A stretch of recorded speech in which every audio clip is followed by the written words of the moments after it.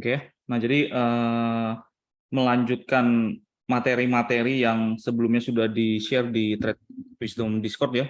Nah, jadi harapannya teman-teman mungkin hari ini nggak apa-apa kita yang kalau misalnya sebelumnya belum review lengkap materinya secara urut dan detail di Discord. Nah, untuk yang institusional supply demand hari ini nggak apa-apa, coba diserap dulu secara bertahap ya.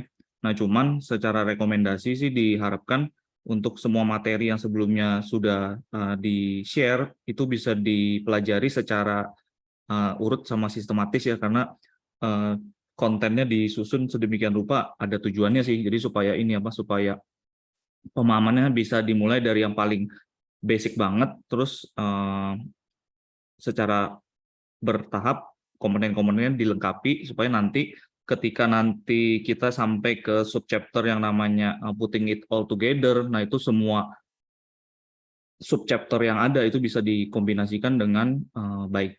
Nah, jadi sebelum institutional supply demand diharapkan teman-teman sudah paham bagaimana caranya mapping yang namanya basic market structure terus ke advanced market structure juga ya. Gimana caranya membedakan antara external structure sama internal structure. Nah, terus di internal structure pun ada yang namanya substructure dan juga ada minor structure. Nah, kemudian juga salah satu yang terpenting, ini jadi salah satu komponen yang nanti kita juga pergunakan di supply and demand, bagaimana memahami yang namanya price nature atau nature theory, kapan harga bergerak secara impulsif dengan momentum, kapan harga bergerak secara korektif tanpa momentum, atau kalau yang teman-teman ingat karakteristik pergerakan harganya itu cenderung candlestick-nya belang-belang. Nah, jadi kemudian juga yang terakhir sekali kita kan sudah masuk ke yang namanya multi time frame analysis ya. Nah, multi time frame analysis pemahaman mulai dari higher time frame, middle time frame sampai lower time frame. Kemudian kombinasi time frame yang kita pergunakan di Trade Wisdom juga. Nah, bagaimana cara mengantisipasi pergerakan harga selanjutnya dengan memahami cerita atau story atau narasi yang disusun dari higher time frame turun sampai ke lower time frame. Nah, jadi kalau teman-teman sudah pelajari semua konten yang disebutkan tadi, di sana sebenarnya kita menggunakan yang namanya market structure sampai dengan price nature dan juga multi time frame analysis. Nah, di sana diharapkan kita sudah bisa memahami atau melihat bias terkini atau momentum terkini dari pergerakan harga yang kita ingin ikuti dan antisipasi arah pergerakan selanjutnya. Nah, cuman pertanyaannya lebih lanjut, setelah kita sudah tahu, ini misalnya, biasanya kita lebih prefer cari buy dulu untuk pelanjutan bullish, sebelum nanti misalnya ganti arah, cari peluang sell. Nah, termasuk juga apakah kita antisipasi untuk following trend, pro trend, atau mengincar untuk pergerakan pullback dulu atau counter trend. Nah, dengan semua komponen yang di depan tadi itu kita hanya sebatas menentukan bias atau trade idea-nya. Nah, sementara pertanyaan selanjutnya bagaimana caranya kita menentukan area perhatian di chart atau di pergerakan harga yang bisa kita pergunakan untuk merencanakan peluang yang ingin kita ambil. Nah, disinilah peranan institutional supply dan demand ya. Jadi nanti dengan mempelajari institutional supply dan demand, kita akan mulai bisa memahami bagaimana caranya identifikasi zona-zona di pergerakan harga atau chart. Nah, berdasarkan bias yang sudah disusun dari pemahaman market structure tadi. Nah, untuk menentukan zona mana yang dalam waktu dekat atau soon ini menjadi area perhatian untuk cari peluangnya, apakah buy ataupun sell. Nah, jadi institutional supply and demand sekali lagi ini membantu untuk menentukan yang namanya nanti point of interest ya, atau area perhatian. Nah, kenapa disebut sebagai institutional supply dan demand? Jadi mungkin sedikit background dulu ya. Jadi teman-teman mungkin yang sudah ada pengalaman trading sebelumnya pasti sering dengar juga ada strategi atau metode yang sering didengar dengan supply dan demand. Nah, cuman kenapa di sini kita masukkan komponen institusionalnya? Nah, karena mungkin sedikit kelemahan dari strategi supply demand pada umumnya ya. Nah, di sana kita cuma memahami bagaimana caranya melihat zona-zona supply dan demand berdasarkan pola-pola candlestick tertentu atau pattern. Kalau yang teman-teman pernah belajar supply dan demand sering didengar istilah ada istilahnya rally based rally, ada drop based drop, rally based drop, atau drop based rally. Nah, which is itu lebih ke apa ya? Fokusnya lebih ke pattern dari candlestick-nya saja. Nah, jadi dari pergerakan turun diikuti dengan pergerakan ranging terus kembali turun. Nah, sementara kita tambahkan elemen institusional karena kita tidak bisa pungkiri di pergerakan harga yang sesungguhnya, apalagi di pasar yang liquid seperti currency market ya atau forex ya, ataupun instrumen lain yang juga liquid. Nah, yang namanya nanti komponen likuiditas itu berperan sangat besar. Nah, kenapa? Karena ada perbedaan antara kita sebagai seorang trader retail dengan modal yang tergolong relatif kecil ya kalau dibandingkan kelas institusi besar pada umumnya. Nah, dengan pendekatan yang sedikit berbeda, nah disitulah nanti si institusi mereka menggunakan pemahaman tentang likuiditas pasar untuk memposisikan diri secara lebih menguntungkan. Nah, nanti detailnya seperti apa kita akan bahas di dalamnya. Nah, jadi kenapa ini kita sebut sebagai institutional supply dan demand? Nah, karena nanti arah ke depannya ini kita nggak cuma fokus ke pattern atau pola dari candlestick ya, tapi juga melihat atau menambahkan komponen lain yang secara tidak langsung ini membantu kita untuk memposisikan diri secara probabilitas yang lebih tinggi karena kita intinya mengikuti yang namanya footprint atau jejak si institusional atau smart money. Nah, kita mulai aja. Nah, jadi yang pertama understanding supply demand-nya dulu ya. Nah, teman-teman bisa baca juga di slide. Nah, jadi kalau secara briefnya supply dan demand ini adalah faktor atau penggerak utama pasar atau penggerak utama pergerakan harga di pasar. Nah, jadi nilai tukar currency secara umum itu akan senantiasa bergerak naik dan turun sebagai hasil interaksi antara kedua komponen ini, supply dan demand. Nah, tentunya supply dan demand datangnya dari mana? Dari spekulan di pasar ya. Nah, jadi setiap hari, setiap waktu, semua jenis trader dan investor, nah, kalau kita bedakan secara kategori besarnya ya, ada trader atau investor retail, dan juga ada yang institusional. Nah, bedanya apa? Bedanya retail ini modalnya atau capitalnya ini relatif lebih kecil, sementara untuk institusional ini yang tergolong relatif besar atau raksasa. Nah, jadi teman-teman ini mungkin ada baiknya sebelum nanti mengulangi materi supply demand ya, bisa sempatkan waktu juga melihat kembali video YouTube Trade Wisdom tentang yang simplified smart money concept. Nah, karena di sana kita juga ada bahas detail perbedaan antara retail, trader, dan institusional. Nah, itu yang menjadi background strategi yang kita detailkan di Trade Wisdom Discord. Nah, jadi saya ulangi, setiap harinya semua jenis trader dan investor akan buy dan sell currency. Nah, karena kita fokus di forex ya. Nah, aktivitas ini dilakukan berdasarkan tentunya berdasarkan perspektif masing-masing ya, atas seberapa tinggi atau rendah currency price di waktu tertentu. Nah, yang berdampak pada beragam antisipasi atas pergerakan harga yang lebih tinggi atau lebih rendah. Nah, jadi maksudnya apa? Nah, jadi dari interaksi antara supply dan demand dari berbagai trader dan investor dengan background masing-masing, dengan perspektif masing-masing ya. Nah, jadi ini variasinya nanti macam-macam. Ada yang melihat, misalnya kita kalau bicara harga Euro USD saat ini, ada yang melihat, oh harga Euro USD saat ini tergolong tinggi nih. Atau ada juga yang merasa, oh bagi saya ini sudah cukup rendah, waktunya beli atau waktunya buy. Nah, sementara teman-teman yang melihat harga Euro USD saat ini tergolong tinggi, mereka biasanya lebih prefer untuk cari sell. Nah, jadi ini nanti bakal banyak perspektif ya. Nah, disitulah interaksi antara supply demand yang ke depan, yang setiap harinya menjadi faktor utama pergerakan harga di pasar. Nah, jadi kita selamanya nggak bakal bisa nggak bakal bisa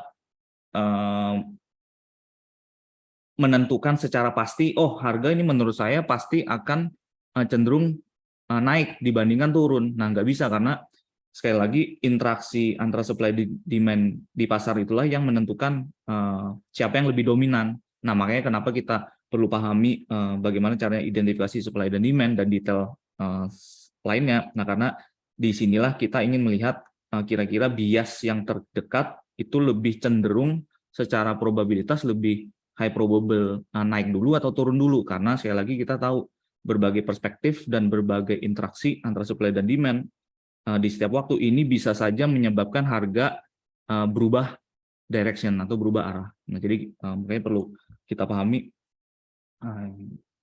cara identifikasi supply demand ya. Nah, kemudian titik pertemuan antara buyer sebagai penyedia demand dan juga seller atau penyedia supply di pasar inilah yang akan membentuk price atau harga. Nah, atau yang juga kita kenal sebagai market price ya, atau harga pasar, atau kalau bahasa dari ilmiahnya ini disebut equilibrium price. Nah, jadi ada buyer yang membawa demand dan juga ada seller yang membawa supply. Nah, titik pertemuan antara setiap buyer dan seller, nah di sanalah terbentuk yang namanya price atau market price. Nah, jadi teman-teman bisa baca di bawah. Selamanya ini no trades can take place unless both a buyer and a seller agree on a price. Nah, jadi selamanya tidak ada trade yang terrealisasi sampai ketika ada pertemuan antara buyer dan seller. Nah, pertemuan itulah di mana ketika mereka setuju atas harga tertentu. Nah, which is sekali lagi ini kita secara konsep awalnya dulu ya, karena yang namanya pergerakan harga pun ini kan sifatnya tidak statis ya, tapi dinamis, akan selalu bergerak naik dan turun dengan cepat, apalagi di pasar seliquid forex atau currency. Nah, cuman setiap titik harga itu merupakan pertemuan antara buyer dan seller. Jadi pasti ada buyer, ada sellernya juga. Nah, sehingga ada suatu price atau market price. Nah, jadi buyer versus seller, nah ini interaksi antara buyer dan seller di pasar, inilah yang menjadi penyebab bergeraknya currency price. Nah, jadi seperti yang disebutkan di depan, buyer akan membawa permintaan atau demand ke pasar dan akan memberikan tekanan ke atas pada currency price. Nah, jadi setiap kali kita melihat ada tekanan pergerakan harga ke arah atas, nah otomatis di sana ada porsi buyer yang membawa permintaan atau demand ke pasar. Nah, sebaliknya untuk seller, mereka yang akan membawa pasokan atau supply ke pasar. Dan secara efek atau imbas ke pergerakan harga ya, mereka akan memberikan tekanan ke bawah pada currency price. Nah, jadi pasar akan berjalan sebagai interaksi berkelanjutan ya, antara buyer dan seller ini setiap waktunya, setiap harinya, sepanjang waktu, karena mereka terus bersaing satu sama lain untuk memperoleh harga terbaik di pasar. Nah, tentunya kembali sesuai dengan perspektif masing-masing. Apakah bagi mereka pergerakan harga saat ini tergolong sudah cukup tinggi atau tergolong cukup rendah. Nah, jadi akan senantiasa ada buyer ataupun seller yang membawa perspektif masing-masing ya. Nah, ketika buyer dengan perspektif yang benar-benar di sisi yang berlawanan dengan seller, nah ketika mereka agree titik tertentu bagi mereka ini cukup murah ataupun cukup mahal berdasarkan perspektif mereka tadi ya. Nah, di sanalah ketemu yang namanya market price atau equilibrium price. Nanti yang kalau kita masuk ke premium discount, itu juga yang kita sebut yang namanya fair value. Jadi fair value bagi buyer ataupun seller tertentu yang pada akhirnya setuju atau agree bahwa suatu titik harga itu bagi mereka fair gitu, sesuai dengan perspektif masing-masing.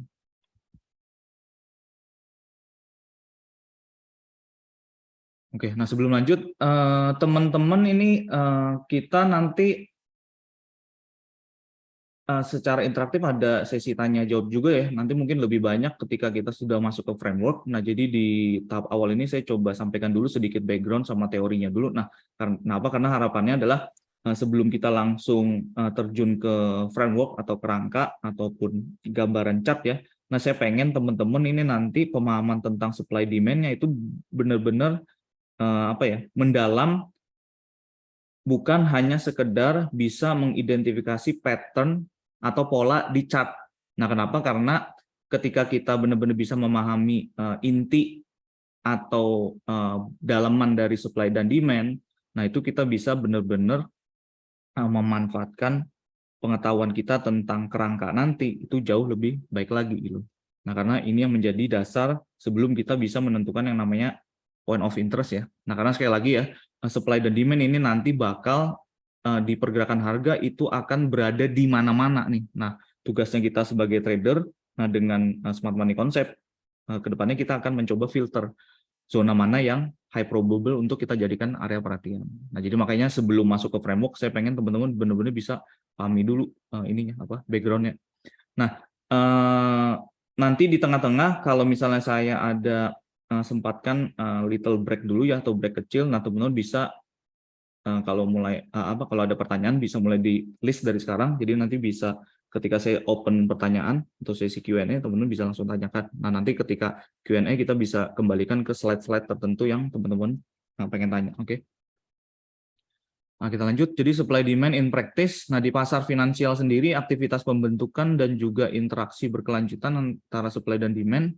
Nah, ini seringkali menjadi proses yang sangat dimanipulasi ya. Nah, kenapa?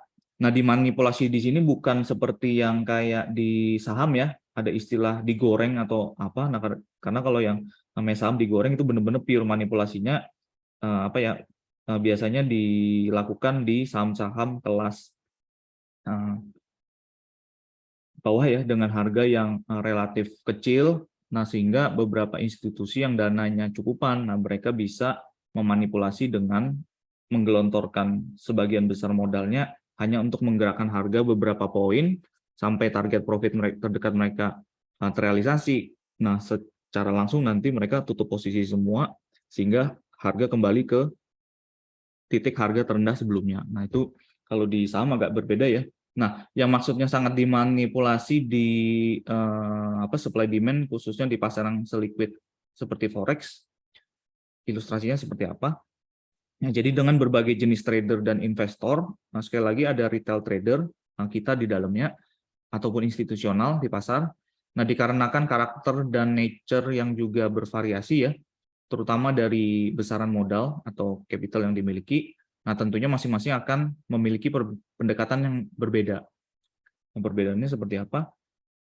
Nah, jadi secara brief di konten yang saya share di hari ini, saya ambil poin intinya aja. Nah, sementara untuk detailnya, sekali lagi teman-teman bisa coba dapatkan atau lihat kembali di video YouTube Trade Wisdom yang Simplified Smart Money Concept ya, di sana lebih detail.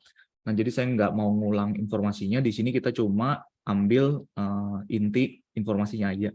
Nah, jadi perbedaan retail versus institutional trader, singkatnya retail trader dapat dengan mudah keluar masuk pasar sesuai keinginannya dan tetap dapat mencari keuntungan dalam waktu singkat. Nah, jadi kita salah satunya yang termasuk di retail trader ya. Nah, teman-teman bisa mengalami sendiri ketika kita coba open posisi buy atau sell via platform trading di brokerage company yang kita pilih. Nah, ketika kita tekan buy atau sell, nah seketika kan posisi tersebut langsung terrealisasi tanpa harus nunggu terlalu lama gitu. Nah, kecuali misalnya kita pakai yang pending order. Nah, cuma itu pun secara waktu pun kan relatif cepat ya. Nah, karena sekali lagi besaran transaksi atau yang kita biasa sebut sebagai lot pun kita nggak sebesar itu gitu. Jadi makanya proses realisasinya pun bisa tergolong instan atau sangat cepat. Nah, sementara kalau institutional trader, mereka nggak bisa menggunakan pendekatan yang sama kayak kita ya, ibaratnya langsung pukul di harga terkini. Nah, kenapa? Karena mereka perlu pendekatan yang berbeda, sekali lagi karena modal yang dimiliki relatif sangat besar. Nah, makanya kenapa institutional trader ini akan menggunakan konsep likuiditas pasar untuk memposisikan diri lebih baik di pasar. Nah, nanti ada ilustrasinya supaya teman-teman bisa pahami. Intinya sama, kita sebagai retail trader pengen kalau kita mau beli suatu barang ya, beli suatu instrumen ya pengennya kan dapat harga semurah mungkin. Nah, institutional trader juga sama, mereka pengen dapat harga semurah mungkin. Tujuannya apa? Ya tujuannya sama-sama untuk cari profit dalam waktu yang relatif terukur cepat gitu. Nah, cuma mereka karena modalnya besar, nah mereka nggak bisa langsung pukul secara instan seperti kita retail trader. Nah, kenapa? Nanti ada ilustrasinya.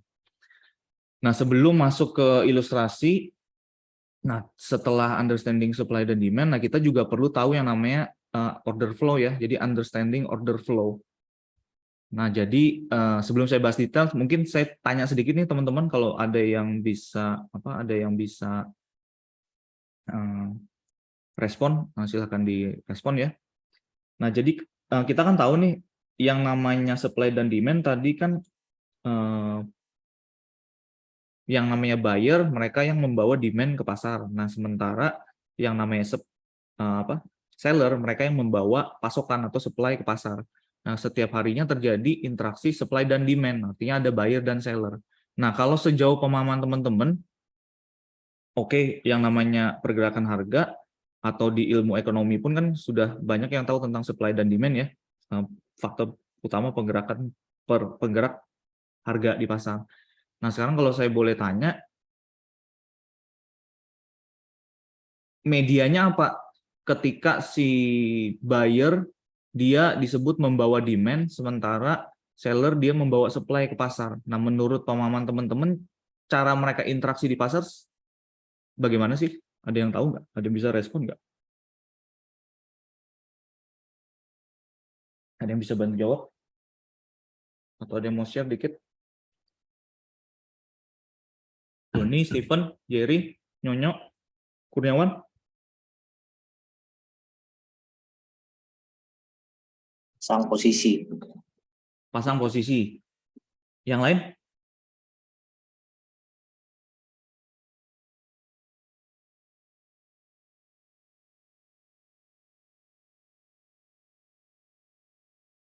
Halo, ini Kurniawan baru pertama di sesi live ya. Halo Kurniawan, ada pandangan Kurniawan? Belum ada kok. Belum Nyimak ada. aja sebentar. Oke, nah jadi seperti yang Steven atau Nyonyo sebutkan tadi, memang pasang posisi ya. Nah, cuma kalau bahasa di finansialnya jadi interaksi antara buyer dan seller yang membawa demand dan supply ke pasar, proses interaksinya seperti apa atau medianya apa? Nah, mereka via order. Jadi kita sebut order. Nah, makanya kenapa di sini kita understanding order flow ya. Nah, jadi ketika kita mau beli suatu currency di forex ya misalnya, ya kita open posisi buy. Ada juga kalau yang mau sell ya open posisi sell atau short. Nah, realisasinya dalam bentuk apa ya? Dalam bentuk order. Nah, makanya kenapa supply dan demand ini erat hubungannya dengan yang namanya order flow. Nah, jadi yang teman-teman bisa lihat di sini, order flow itu apa? Intinya interaksi antara berbagai jenis order yang tersedia di pasar. Nah, secara grup atau kategori besar, kita bisa bedakan ada dua jenis order ya. Ada yang namanya passive order dan juga ada yang namanya aggressive order. Nah, interaksi antar keduanya ini yang menjadikan terjadinya order flow di pergerakan harga atau di pasar. Nah, jadi order flow ini dikenal juga sebagai interaksi antara buyer dan seller dengan demand dan supply yang mereka bawa ke pasar melalui order yang mereka masukkan ke pasar ya. Nah, jadi ada dua tipe order. Nah, pasif ini mungkin teman-teman yang sudah biasa eksekusi di trading platform di MetaTrader misalnya, yang tergolong sebagai passive trader ini ada tipe limit order dan juga stop order. Nah, intinya kedua limit dan stop order atau grupnya passive order ini realisasinya itu akan senantiasa menunggu pemenuhan harga di level tertentu. Nah, nanti ada framework-nya supaya lebih gampang pemahamannya. Nah, tipe yang kedua ini agresif. Agresif ini hanya ada satu jenis ya di dalamnya, which is yang kita sebut sebagai market orders atau eksekusi secara instan. Jadi kita nggak pakai limit atau stop order, kita langsung sikat di harga saat ini, di harga pasar terkini. Nah, itu yang agresif. Nah, interaksi antara pasif, agresif di pasar, nah itulah yang menjadikan terjadinya order flow. Arus order kalau di translate ke Indonesia ya. Nah, jadi detail untuk passive order disebut juga sebagai pending order ya, yang ditempatkan di order book. Nah, teman-teman kalau yang ada pengalaman trading saham Indo, nah pasti sering melihat di trading platformnya ada yang namanya order book.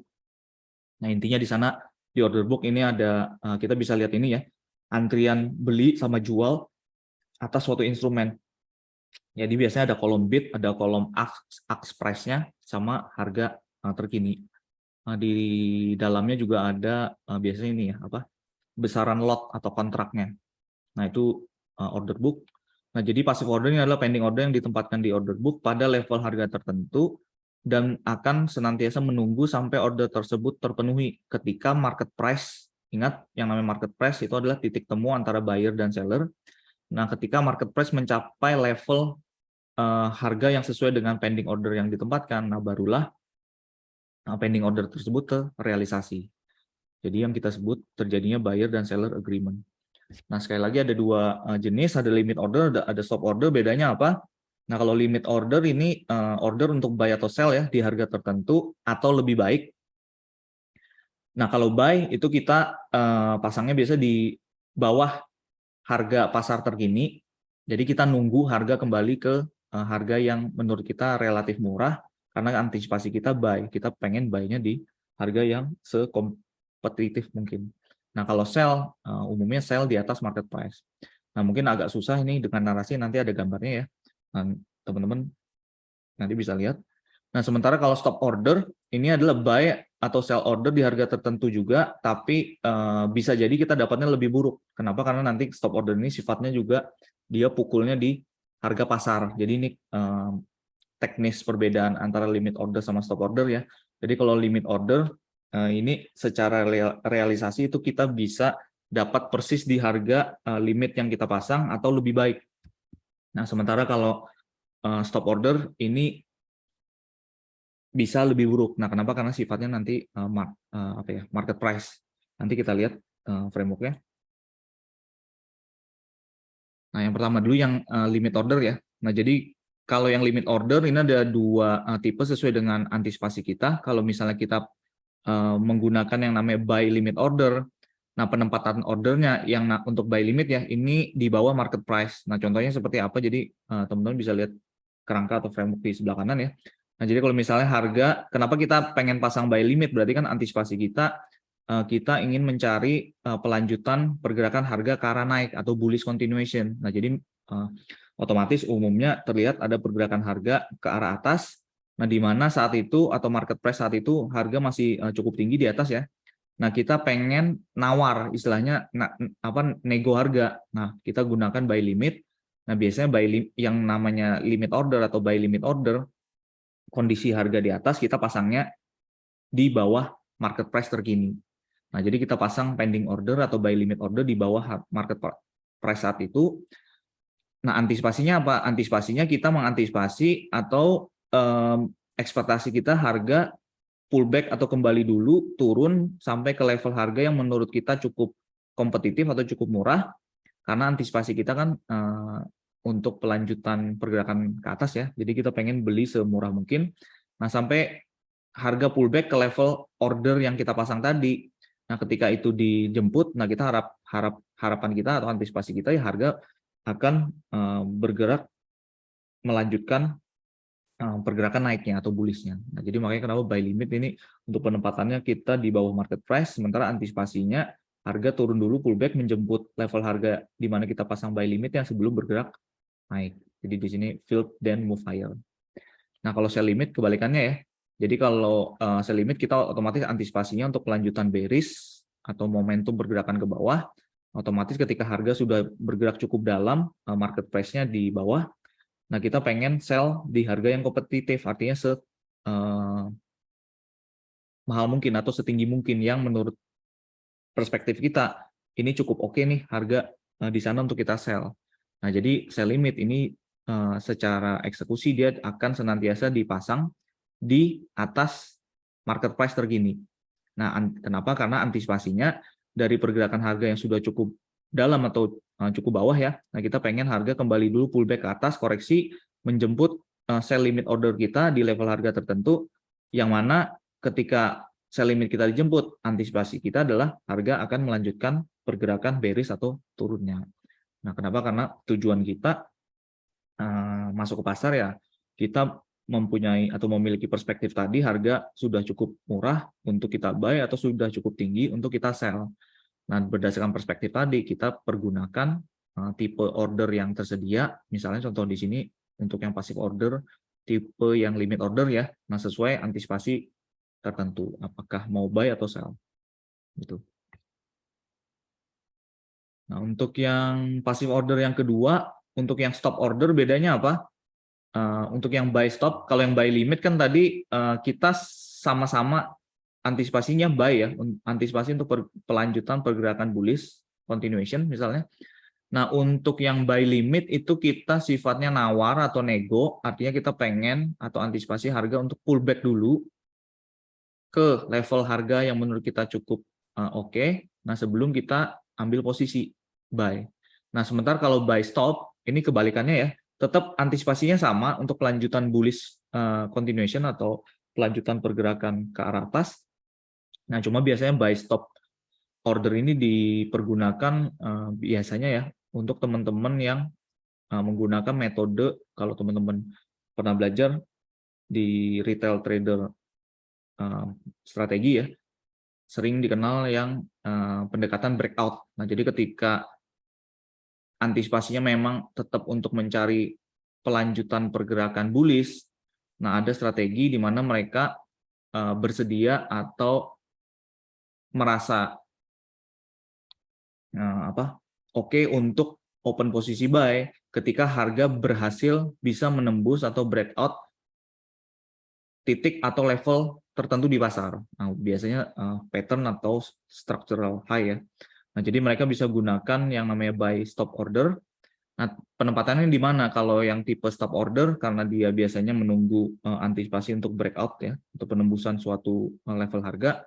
Nah, mereka ditempatkan di atas market price. Nah, jadi kalau misalnya harga bergerak dalam bullish market structure, kemudian dia sudah pullback.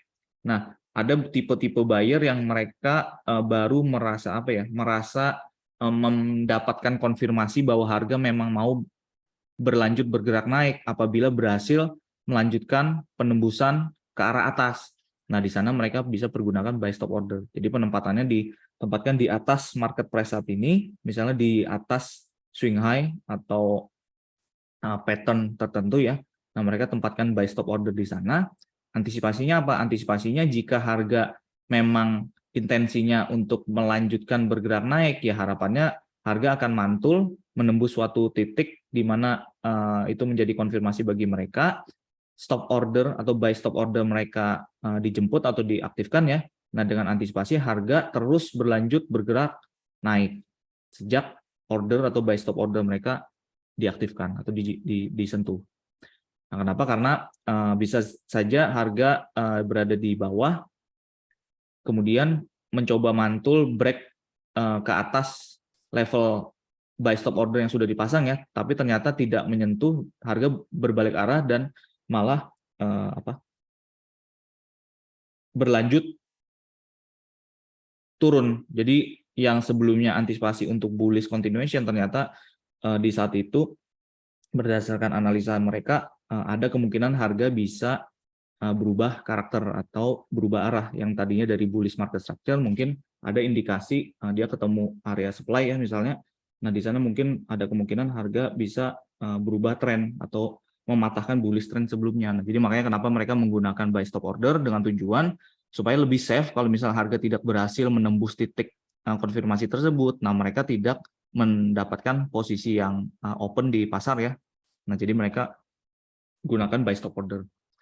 Nah, sementara kalau untuk sell stop order kebalikannya ya. Jadi kalau antisipasinya sama seperti yang sell limit order tadi di pasar yang bearish, pengen ngambil posisi sell, antisipasi untuk pelanjutan pergerakan ke arah bawah. Nah, sell stop order ini digunakan ketika harga sudah mantul bergerak ke arah atas. Nah, ada titik structural atau pattern di pasar yang dirasa oleh bagian trader itu akan menjadi titik konfirmasi apabila harga berhasil menembus lebih rendah dari titik tersebut di mana mereka menempatkan sell stop order. Nah, antisipasi mereka harga akan terkonfirmasi untuk melanjutkan bearish intention-nya atau pelanjutan pergerakan turun. Nah, ini yang buy stop order. Jadi saya sampaikan sedikit. Jadi untuk kalau yang limit order, kalau antisipasinya pergerakan naik, kita nawar ya, kita pasangnya di bawah harga pasar. Nah, sementara kalau buy stop order ini kita pasang di atas harga pasar. Jadi mengharapkan harga untuk menembus suatu titik. Nah, untuk yang mekanisme sell limit atau sell stop kebalikannya. Nah, sekali lagi kenapa ini disebut passive order? Karena dua-duanya sifatnya sama. Kita tempatkan order di atas atau di bawah market price dan sifatnya menunggu sampai harga benar-benar melewati atau menjemput level harga di mana kita menempatkan buy limit atau buy stop, sell limit, atau sell stop order kita. Nah, jadi ketika kita open posisi dengan passive order ini kita masih menunggu sampai harga untuk melewati level tersebut sebelum terrealisasi. Nah, makanya kenapa disebut sebagai passive order. Nah, untuk yang kedua, yang aggressive order, nah ini sifatnya instant order yang dieksekusi secara langsung di market price terkini atau disebut at market tanpa harus menunggu sampai harga memenuhi level tertentu. Nah, di aggressive order cuma ada satu ya, tipenya atau jenisnya market order. Nah, definisinya ini adalah instant buy atau instant sell order di harga penawaran atau permintaan terbaik saat ini. Jadi langsung pukul di harga pasar. Ilustrasinya nanti ada di belakang. Nah, jadi jika kita ingin buy suatu instrumen secara instan, maka kita akan mendapatkan harga penawaran atau ask price terbaik saat ini. Jadi kalau teman-teman lihat di order book atau di MetaTrader-nya kan bisa ada bid sama ask price ya, di sebelah kiri bid, ask price-nya di sebelah kanan. Nah, jadi kalau kita pengen buy secara instan langsung terrealisasi, langsung dapat posisi tanpa harus nunggu, ya berarti kita buy atau klik di ask price-nya. Kalau kita pengen sell secara instan ya kita pukul di bid price-nya, di sell di bid price terbaik saat ini. Nah, jadi nggak nunggu ya, makanya disebut sebagai aggressive order atau market order. Nah, jadi kembali ke yang namanya order flow. Nah, order flow secara keseluruhan pada dasarnya hanyalah interaksi antara semua jenis order tadi yang mewakili setiap aktivitas buy atau sell di pasar, atau yang kita kenal dengan supply demand interaction. Nah, untuk semua passive order, karena sifatnya pending, menunggu, nah sebenarnya tipe order ini kita bisa lihat di dalam order book, menunggu pemenuhan level harga tertentu. Nah, jadi kalau teman-teman sekali lagi yang ada pengalaman trading saham, biasanya di trading platform kita, di sekuritas yang kita pilih ya, nah itu kita bisa lihat antrian harga, ada kolom yang disebut order book, ada bid, ada ask, ada berapa lot di masing-masing level harga. Nah, semua passive order, karena sifatnya pending, itu besarannya atau volumenya bisa terlihat di setiap order book. Nah, sementara untuk yang aggressive order, karena ini sifatnya instan ya, nah mungkin secara secara histori atau log transaksi di perusahaan sekuritas atau brokerage company itu sendiri sebenarnya mungkin mereka bisa kelihatan datanya, nah tapi kita sebagai trader, nah ini tidak semua broker menyediakan fasilitas kita bisa melihat order book secara detail. Nah, contohnya kalau teman-teman lihat di mana di MetaTrader yang umum ya untuk yang user awam, atau di TradingView kita juga untuk charting platform itu sebenarnya setahu saya kita juga bisa beli tambahan akses supaya bisa masuk atau lihat yang namanya order book atau mereka sebut nanti namanya depth of market. Nah, di sana sebenarnya bisa kelihatan ada bid ask-nya. Nah, cuman kalau yang aggressive order karena sifatnya instant order, nah ini biasanya kita nggak bisa lihat di order book karena dia langsung instan tereksekusi dan istilahnya dia sifatnya nggak pending gitu, nggak nunggu di order book.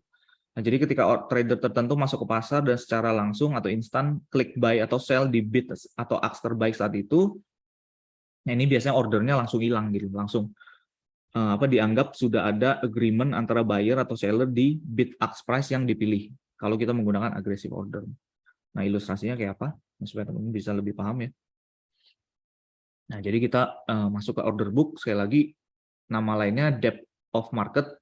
Nah, ini adalah tabel yang menunjukkan seberapa banyak order buy dan sell yang aktif dan terbuka di berbagai level harga yang berbeda untuk sebuah instrumen. Nah, saya yakin semua teman-teman pernah lihat order book ya.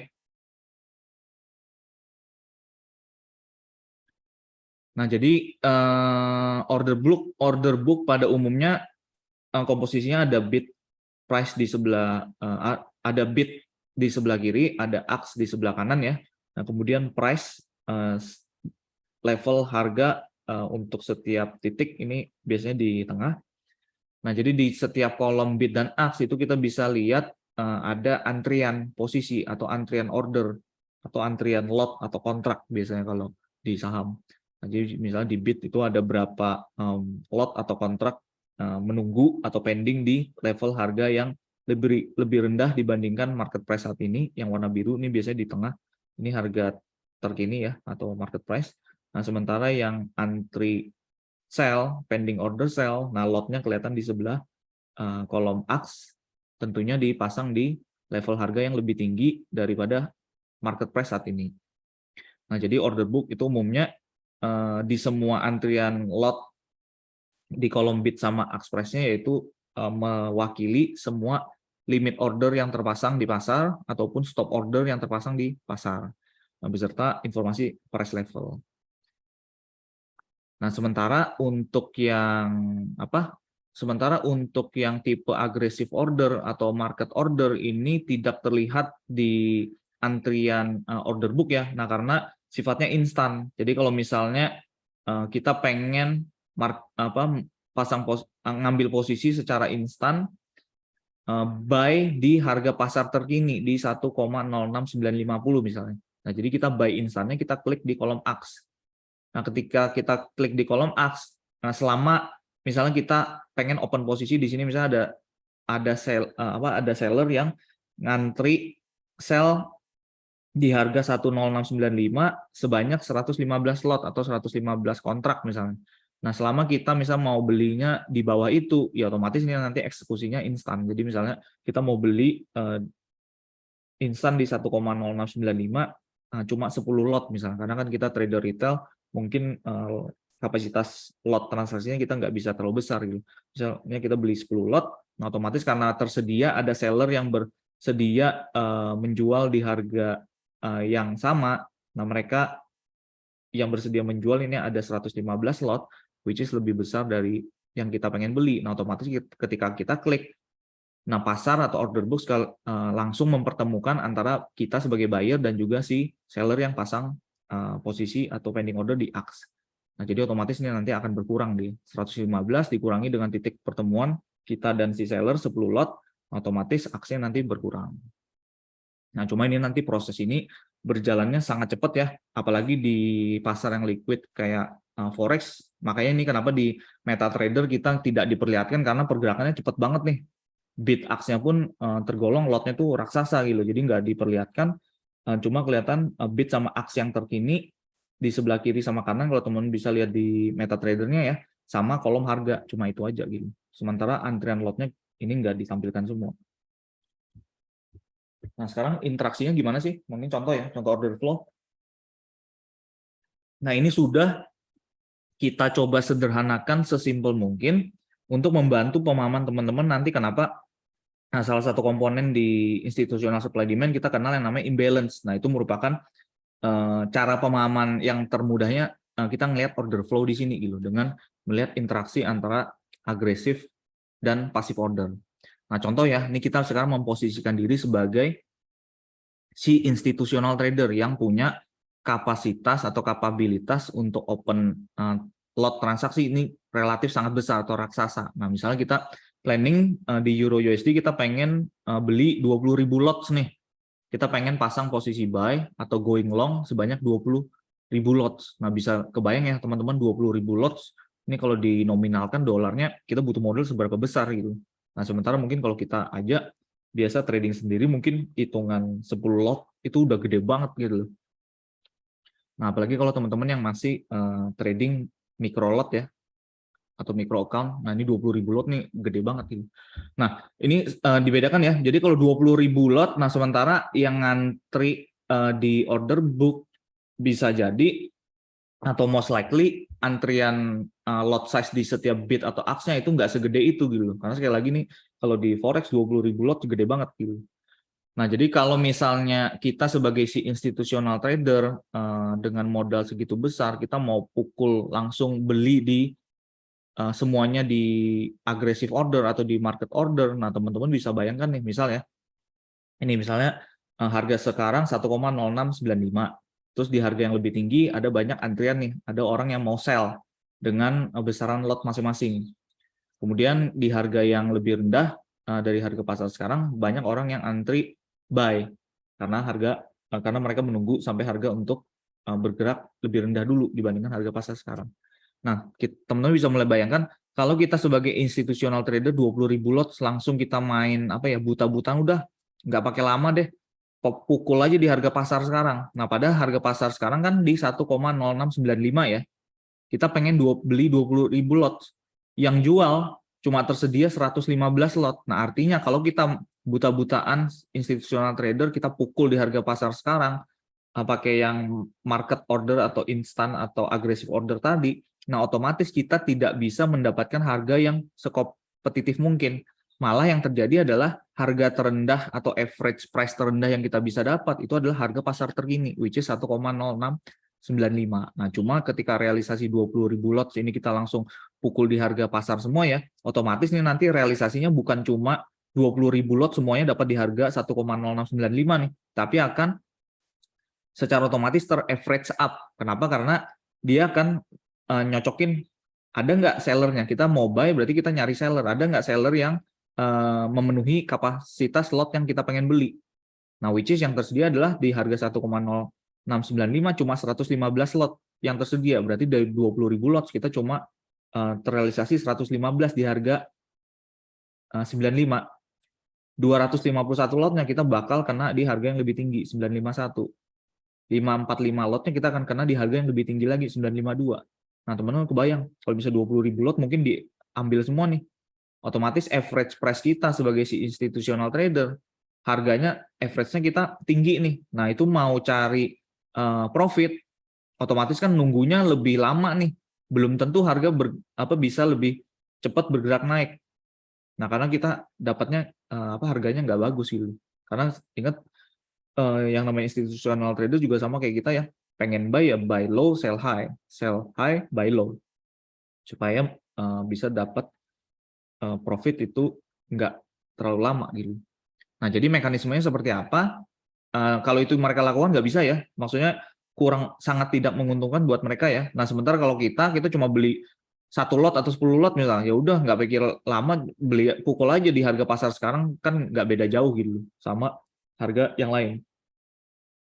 Nah, terus juga kita langsung instan bisa dapat di harga 1,0695 tanpa harus nunggu. Nah, jadi ini teman-teman bisa bayangkan kalau misalnya 20.000 lots dieksekusi di harga pasar semua, average price mereka kan tinggi nih. Nah, jadi salah satu metode atau mekanisme yang digunakan oleh si institusi besar ya, mereka gunakan strategi. Nah, dengan memanfaatkan likuiditas pasar. Nah, ingat ya, ini cikal bakal nanti teman-teman kalau sebelum masuk ke konsep likuiditas. Istilah lain likuiditas itu sebenarnya adalah order juga gitu. Jadi likuiditas itu sebenarnya kalau kita masuk ke pergerakan harga di pasar, likuiditas itu adalah di mana area atau level harga di mana kemungkinan banyak terdapat order-order di pasar. Nah, ordernya siapa? Order trader lain. Nah, which is kalau kita sebagai si institutional trader, berarti kita ngincar order yang ditempatkan oleh si retail trader yang diketahui atau dipelajari secara umum. Misalnya via atau lewat di mana kira-kira banyak retail trader menempatkan order untuk stop loss-nya misalnya. Nah, itu nanti kita bahas di liquidity. Nah, cuma ini salah satu basicnya ya, order flow gitu atau order book. Nah, jadi daripada si institutional trader mereka buta-butaan 20.000 lot langsung digelontorkan semua pukul di harga pasar, average price mereka tinggi. Nah, mereka atur strategi. Nah, misalnya ya udah separohnya kita pukul di harga pasar dulu untuk mancing atau memanipulasi likuiditas. Nah, kenapa? Karena ketika misalnya 10.000 pun kan udah tergolong gede nih. Nah, kalau teman-teman hitung tadi ya, kalau saya kembalikan. Nah, ini kalau teman-teman hitung nih, lot yang di sebelah kolom AX kalau di total untuk realisasi 10.000 lot pun itu akan ngambil semua antrian AX di 95, 951, 2, 3, 4, 5, 6, 7, 8 sampai ke 959 hanya tersisa sebesar 489 lot. Nah, artinya si institutional trader kalau dia langsung pukul agresif order 10.000 lot pun ini mayoritas dia sudah menghabiskan semua antrian seller sampai ke harga 959 gitu. Nah, which is ini kenapa termasuk salah satu manipulasi likuiditas? Karena ini kalau kita realisasikan ke pergerakan harga di pasar ya, nah teman-teman bisa coba mulai imajinasikan order book ini ke dalam misalnya bentuk satu candlestick.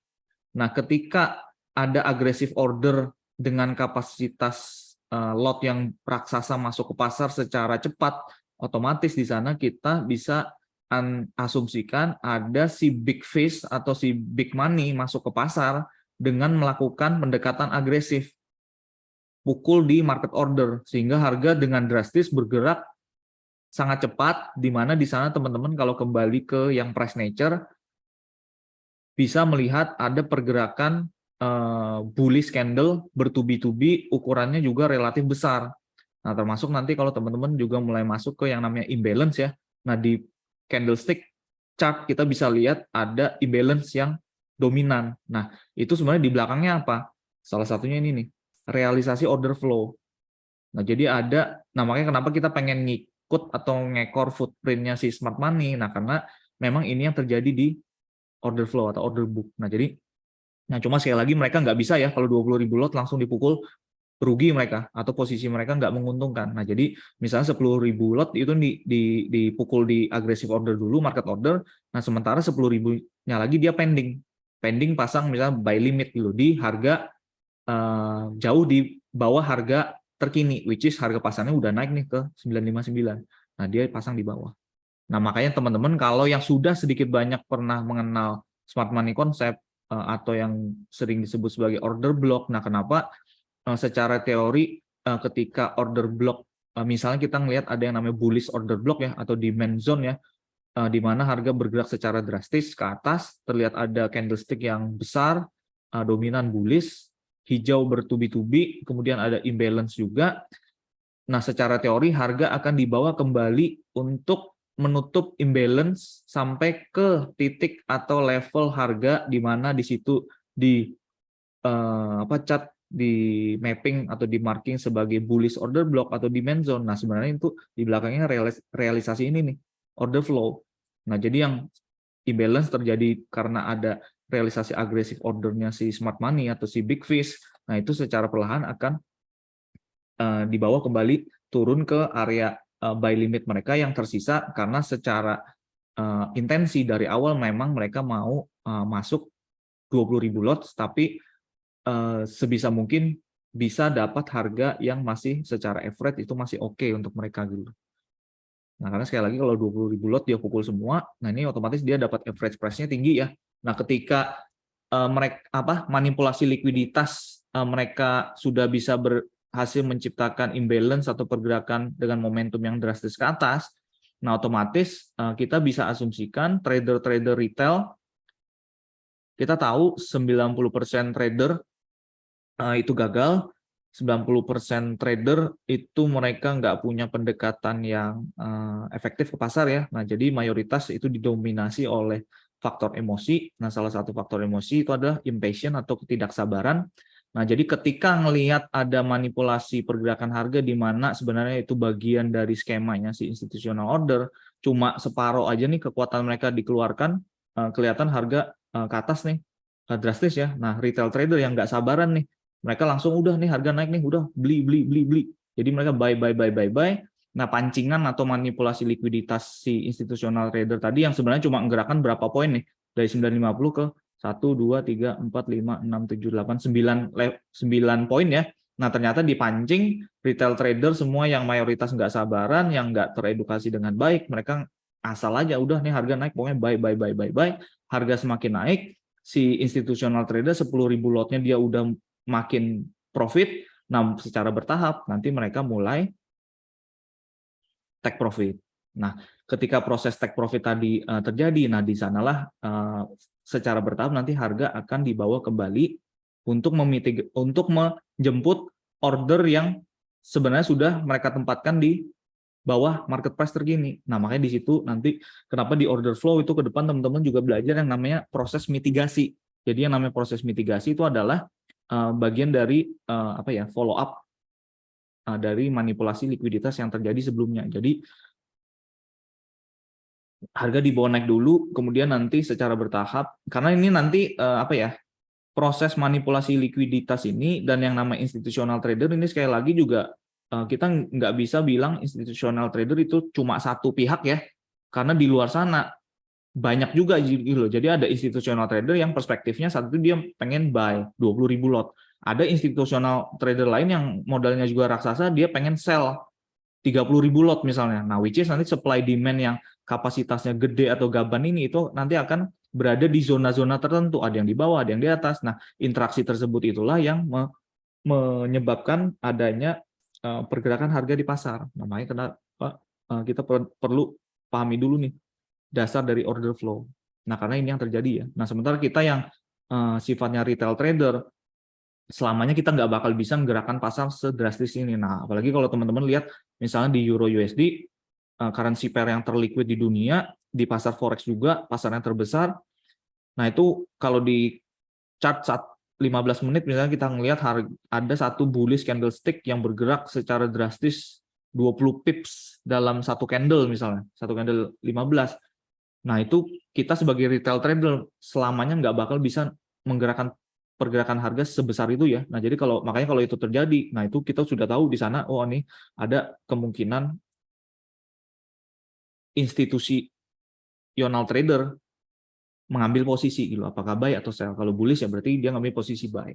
Nah, cuma sekali lagi teman-teman ingat ya, yang namanya institutional trader di luar sana juga nggak cuma satu gitu, jadi banyak gitu. Nah, cuma mekanisme persatuannya seperti ini.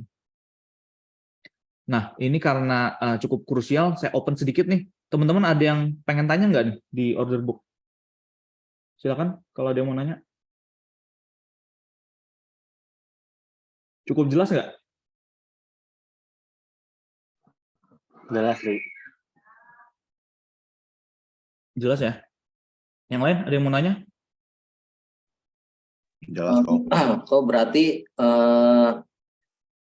pada saat institusional trader ini pasang posisi, dia chart ini kayak kelihatan impulsif gitu ya? Iya. Nah, jadi kalau misalnya di chart itu kelihatan misalnya ada bullish candle-nya mendadak besar nih ukurannya. Terus kita lihat lagi misalnya pergerakan candle-nya, candle yang pertama, terus candle yang kedua. Nah, terus di sana ada imbalance ya. Kalau misalnya nanti udah belajar imbalance, nah di situ jadi salah satu footprint atau jejak. Oh, ini kemungkinan ada institutional trader memang yang masuk ke pasar gitu. Nah, makanya kenapa? Nah, cuma nanti kita konfirmasi lagi karena sekali lagi aktivitas ini terjadi hampir di banyak tempatnya, di banyak level harga. Nah, kalau misalnya kita secara blindly, pokoknya kelihatan candle gede, ya udah ikut buy. Ada candle gede ke arah bawah, ikut sell. Nah, nggak bisa juga. Kenapa? Karena nanti sekali lagi yang namanya supply demand, yang namanya order ini berhamburan di pasar gitu, di semua level ada. Nah, kita nanti akan menggunakan beberapa kriteria utama untuk ngefilter kira-kira area supply demand mana yang cukup high probable gitu untuk mengkonfirmasi bahwa oh nih kalau kita open posisi buy di sana ini cukup aman nih, cukup relatif aman. Kenapa? Karena secara nature pemahamannya kita tahu oh di sana memang ada aktivitas, kemungkinan ada institusional trader yang melakukan buy atau open posisi buy di sana. Nah, bisa jadi ada sisa order mereka di bawah yang belum terrealisasi. Nah, ketika itu dia harga kembali ke sana, nah antisipasi kita adalah pasti si institutional trader yang dia masih pasang posisi di bawah, otomatis mereka kan antisipasi supaya harga bisa bergerak kembali ke atas kan ya. Nah, antisipasi itulah yang kita ikuti gitu. Jadi kita pasang buy di area-area demand. Nah, tujuannya apa? Kita pengen antisipasi bakal ada reaksi harga dari zona-zona tersebut. Nah, jadi ini yang nanti jadi salah satu dasar kenapa di pergerakan candlestick bisa kelihatan mendadak ada satu candle bullish besar warna hijau misalnya, terus bertubi-tubi lagi. Nah, artinya di sana ada aktivitas si institutional trader karena sekali lagi kita nih, kita yang individual kita open posisi buy selamanya kita kok buy misalnya 10-100 lot pun itu di chart pun nggak kerasa gitu, nggak kelihatan efeknya gitu. Nah, sementara kalau di chart M15 atau time frame yang lebih besar, semakin besar time frame-nya kelihatan momentum candle-nya gede juga. Nah, otomatis di sana juga pasti porsinya si institutional trader juga besar banget di sana gitu. Itu ya. Oke. Lanjut ya.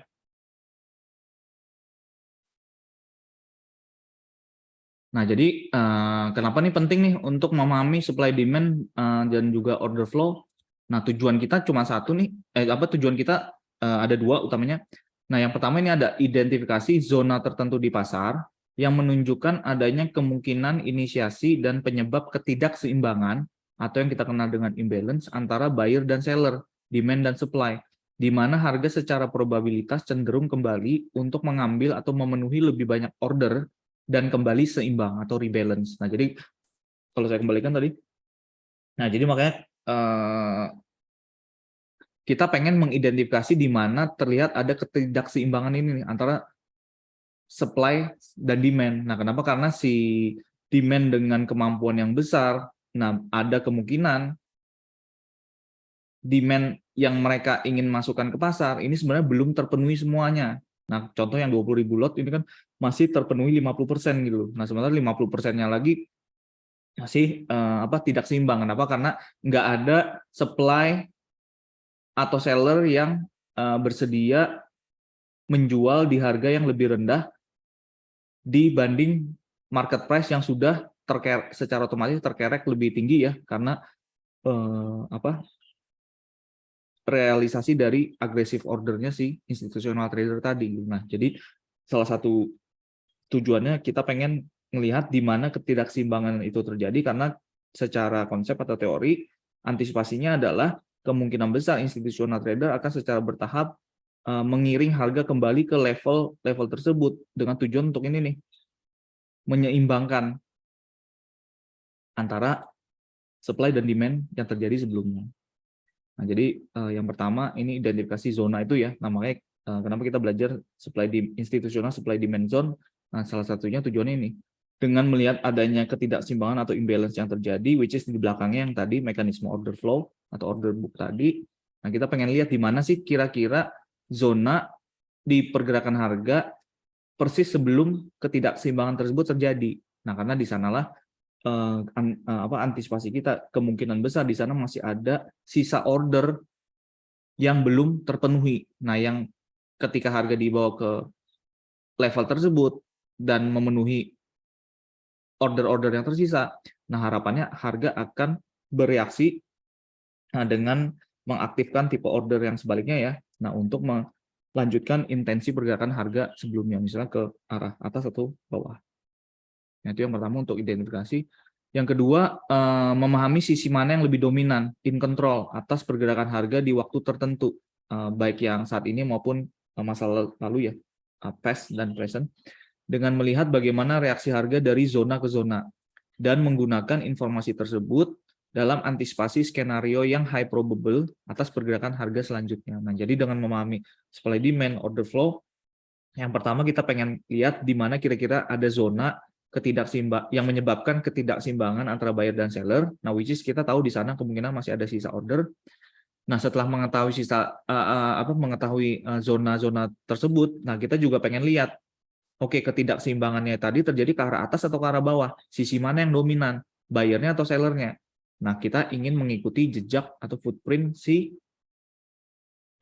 yang menyebabkan ketidakseimbangan tersebut terjadi. Jadi kalau misalnya lihat pergerakan bullish ke atas secara drastis, terus di bawah juga ada area demand zone, nah otomatis kita pengen antisipasi pelanjutan bullish intentionnya ya, karena saat itu kita ngelihat, oh buyer lebih dominan nih, in control. Kenapa? Karena ketidakseimbangannya menyebabkan harga secara drastis bergerak ke atas, nah which is pergerakan drastis ke arah atas tersebut, kita mengasumsikan di belakang ada institutional trader dengan sisa order yang masih cukup besar, di mana intensi awalnya adalah dia pengen membawa harga untuk bergerak lebih tinggi.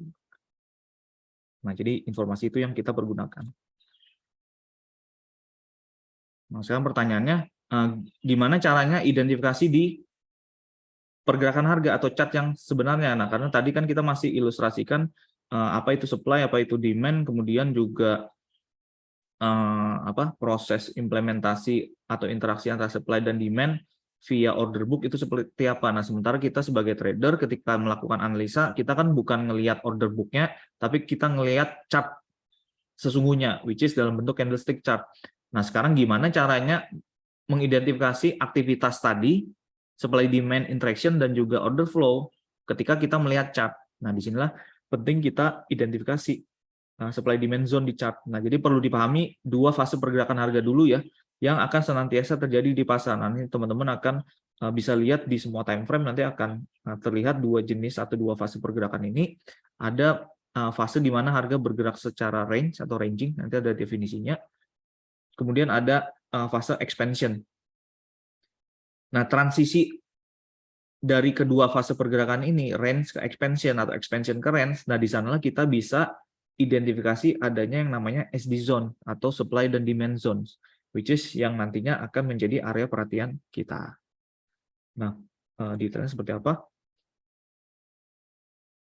Nah, range, teman-teman bisa baca definisinya ya. Range ini adalah periode di pasar ketika harga bergerak dengan tenang, sideways, atau konsolidasi dalam jangkauan atau range yang relatif rapat atau ketat. Jadi cenderung flat, terus juga pencapaian atau jangkauannya itu nggak jauh gitu. Jadi harga bergerak di situ-situ aja. Nah, itu termasuk di kondisi ranging atau konsolidasi atau sideways. Nah, kondisi range ini menunjukkan bahwa harga berada di dalam keseimbangan antara buyer dan seller. Sehingga makanya kenapa harga tidak mampu bergerak naik atau turun secara signifikan dan cenderung berada di dalam batasan atau jangkauan tertentu untuk beberapa saat. Jadi ada yang buy, ada yang sell, ada yang buy, ada yang sell. Nah, jadi buy sell-nya berlangsung secara secara berkesinambungan dalam periode keseimbangan ya. Jadi buyer ketemu seller yang harganya cocok, seller ketemu buyer yang harganya cocok. Makanya kenapa harga gerak di sana-sana, di situ-situ aja. Nah, cara menentukannya gimana? Ingat, teman-teman bisa kembalikan pemahaman di price nature atau nature theory yang kita sudah pelajari di konten-konten terdepan ya. Nah, range, pergerakan range ini secara karakteristik pergerakan atau price nature ini cenderung lebih korektif. Ada yang masih ingat nggak beberapa ciri karakteristik pergerakan yang korektif? Ada yang bisa bantu?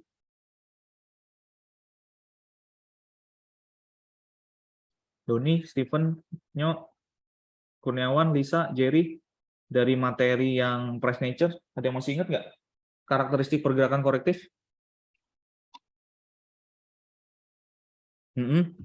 Itu secara tampilan line chart-nya, Nyok. Kalau secara karakteristiknya, Nyok, bentuk candlestick-nya atau warna candlestick-nya seperti apa?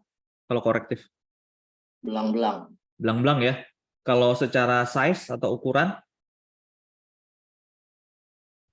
cenderung lebih kecil ya, belang-belang kecil-kecil. Nah, cuma kecuali ada kondisi yang korektif tapi yang volatile, yang dulu juga kita bahas kalau range korektif tapi volatile, ukuran candlenya memang cukup besar, cuma biasanya wick-nya panjang nih, wick atas atau wick bawahnya panjang dan bergantian gitu.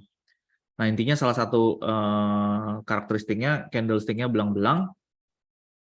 Nah, terus juga tidak terlihat keyakinan pergerakan harga ke satu arah. Jadi naik turun naik turun. Nah, makanya kalau digambarkan dia cenderung berbentuk dalam range yang relatif rapat atau ketat.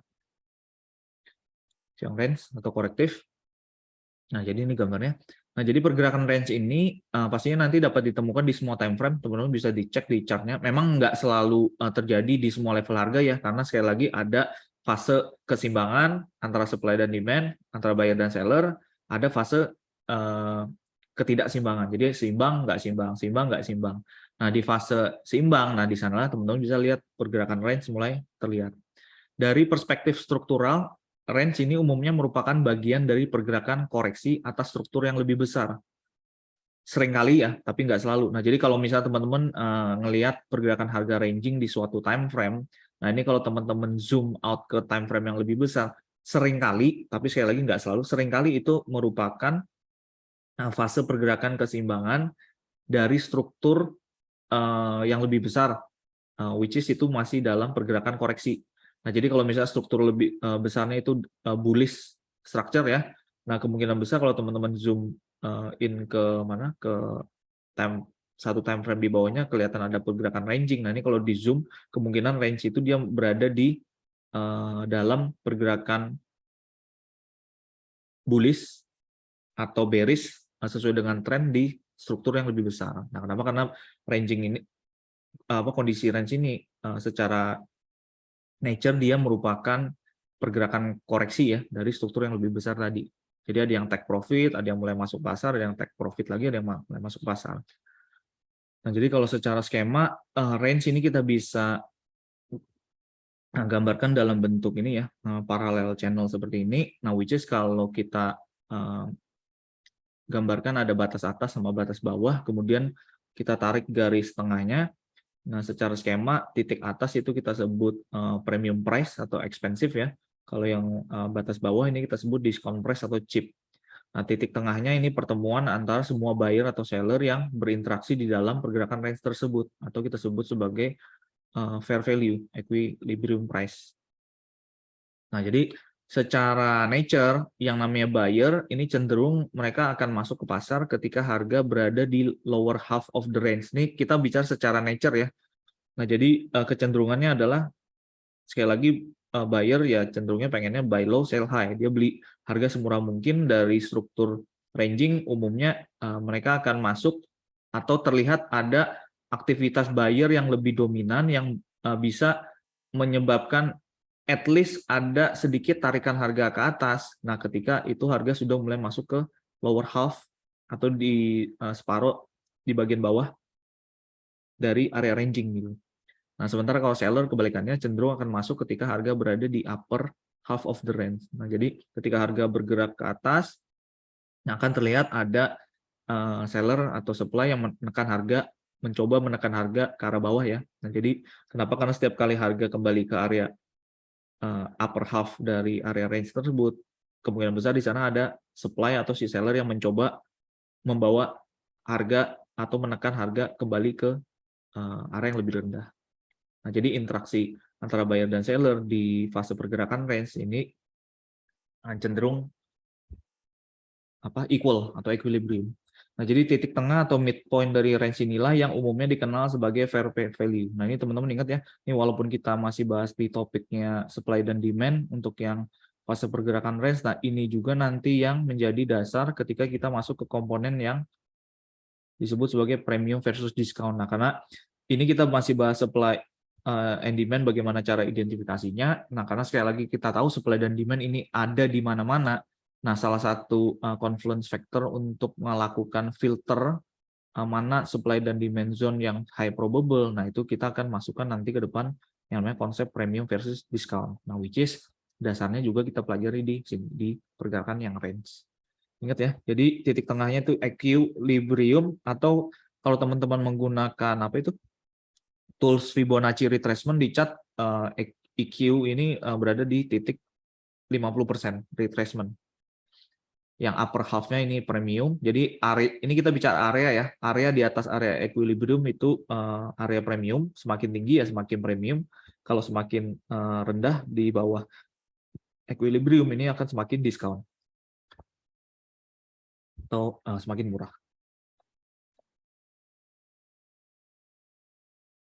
Nah, sekarang kalau secara karakteristik pergerakan range ini sebenarnya mengindikasikan kondisi apa sih? Nah, jadi ada dua kondisi ya sebenarnya range ini. Yang pertama kondisi high volume order flow. Ingat, kita bahasnya tadi order book atau order flow, interaksi antara order, supply, dan demand, antara buyer dan seller.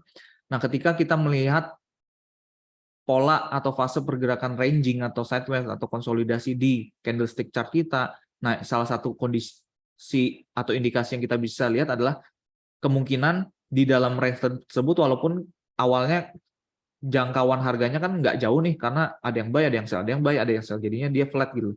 Nah, cuma bukan berarti aktivitas di dalamnya itu juga tipis ya.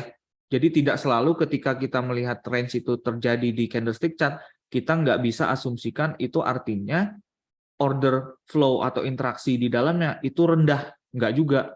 Nah, di salah satu kondisi malah range itu bisa menunjukkan terjadinya high volume order flow. Nah, artinya apa sih? Nah, yang pertama, kalau memang range itu merupakan high volume order flow ya, artinya banyak sekali terjadi perpindahan order di antara buyer dan seller. Jadi buy sell-nya cepat banget gitu loh. Jadi volumenya banyak gitu loh. Transaksinya frekuensinya gede banget di dalam, walaupun kelihatan di chart kok nih harga kok kayak nggak gerak ya, dia flat ya, sideways. Nah, padahal belum tentu itu menunjukkan volume harga yang tipis, bisa jadi high volume gitu. Nah, yang kedua, kemungkinan besar di sanalah large player atau si institusi besar mulai masuk ke pasar di sekitar fair value price dan terus akumulasi, which is kalau dia intensinya bearish ketika harga mulai memasuki area premium, nah itu bakal banyak yang institutional trader yang sebagai pemasok supply yang akan masuk di area-area premium dan juga sekitar fair value price. Nah, mereka akumulasi, ternyata ada buyer yang net off, ada buy, ada sell, ada buy, ada sell. Nah, sampai suatu saat ketika terlihat imbalance atau supply dan demand terjadi, nah di sana kita asumsikan oke, berarti range yang terlihat ini sebenarnya high volume order flow gitu. Nah, jadi ketika imbalance ini terjadi ya, di saat itulah kita melihat harga bergerak secara drastis ke satu arah untuk mencari lebih banyak order atau likuiditas baru agar dapat memenuhi imbalance dan membawa pasar kembali ke titik seimbang atau fair value price antara buyer dan seller. Nah, artinya harga ketika awalnya dia ranging, pasti nanti akan suatu ketika terjadi imbalance ya, mendadak dari range tersebut mendadak harga bergerak drastis keluar dari area ranging. Nah, sampai kapan? Sampai harga tiba di zona di mana di sana mulai terjadi keseimbangan lagi antara buyer dan seller. Nah, which is mulai terjadi atau harga kembali memasuki kondisi range lagi, dan keseluruhan siklus ini akan berulang secara dinamis. Jadi ada ranging, terus nanti imbalance, ranging, imbalance, ranging, imbalance, dan seterusnya.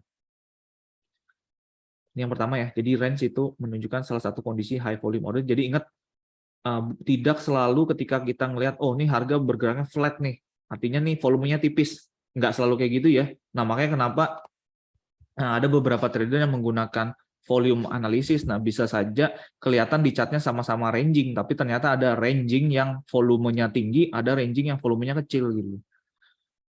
Nah, ini karena di dalam atau karakteristik pergerakan range ini ada dua tipe, ada yang high volume atau yang kedua low volume. Nah, kalau low volume order flow ini artinya pasar memang berada di dalam kondisi volume yang rendah atau pelan, slow.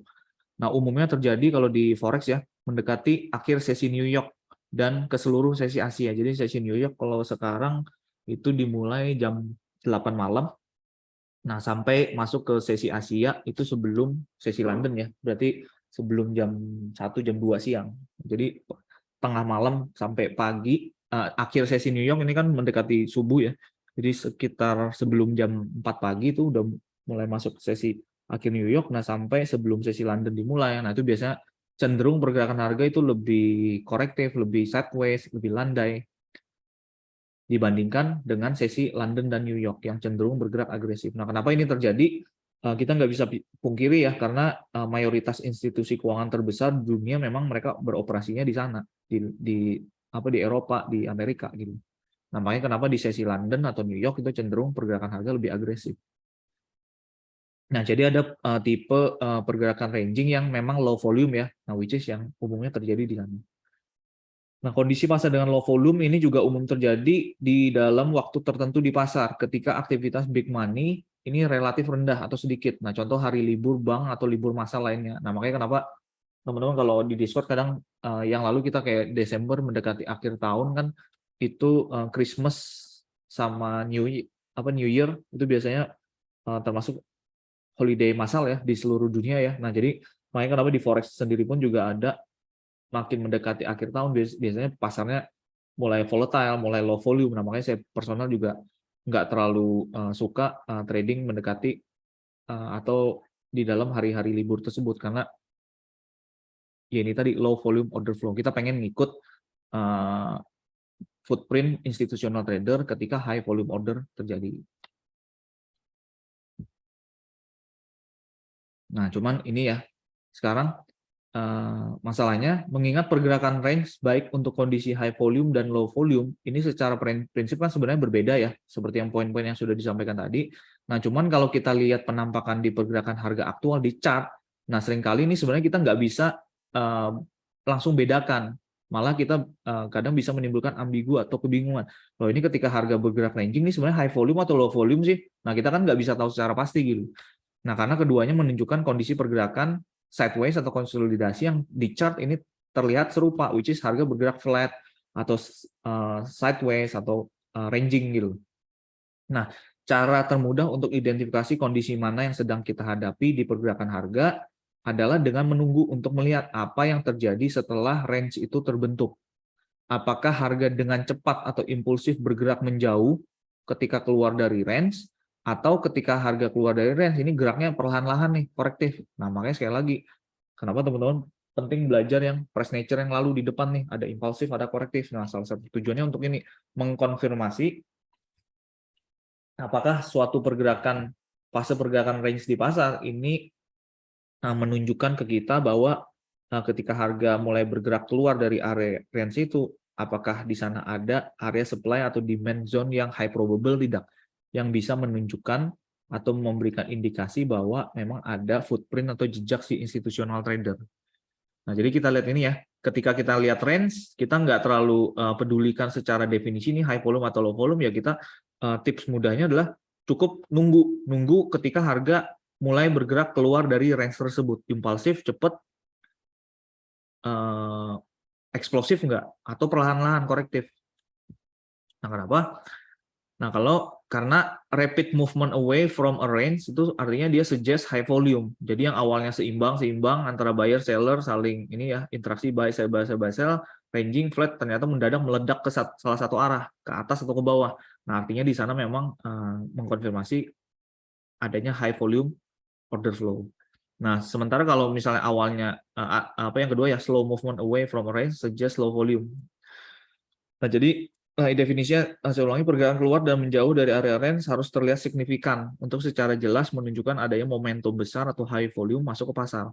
Nah, which is sebenarnya high volume-nya sudah mulai terjadi di dalam area range. Nah, cuma kita kan nggak bisa lihat nih, kita nggak bisa bedakan ketika itu terjadi di dalam area range, karena baik rapid ataupun slow order flow, high atau low volume order flow, nah itu sama-sama kelihatan ranging gitu. Nah, kita baru bisa lihat ketika ada nggak momentum ketika harga bergerak keluar dari range. Nah, kalau dia keluarnya drastis dengan momentum impulsif, nah itu mengkonfirmasi bahwa memang range tersebut di dalamnya ada high volume order flow. Nah, sebaliknya jika harga bergerak keluar dari area range dan dengan segera kembali ke area tersebut, jadi dia baru misalnya range terus break ke atas terus turun dengan seketika, baru break satu candle terus langsung dibalik U-turn tajam, nah itu kemungkinan low volume tuh. Berarti kemungkinan memang di sana supply demand yang terbentuk bukan yang high probable, atau kemungkinan institusi yang menggerakkan harga tersebut itu tidak terlalu dominan gitu. Tapi memang tetap ada pergerakan mencoba keluar dari area range tapi nggak signifikan. Nah, itu kita masih kategorikan sebagai order flow yang low volume ya. Nah, ketika harga bergerak dengan impulsif atau dengan momentum keluar dari area range, nah disitulah kita sebut terjadi fase pergerakan yang kedua, yang namanya expansion. Jadi yang pertama range, kemudian expansion ya. Nah, expansion ini artinya periode di pasar ketika harga bergerak sangat agresif, impulsif, atau dengan momentum relatif besar ke salah satu arah. Nah, artinya apa? Ini menunjukkan adanya ketidakseimbangan yang sangat dominan antara buyer dan seller, dan menyebabkan harga untuk bergerak keluar dari area range dengan sangat cepat dan drastis. Nah, kalau teman-teman kembalikan ke price nature, secara karakteristik, pergerakan atau price nature cenderung lebih impulsif.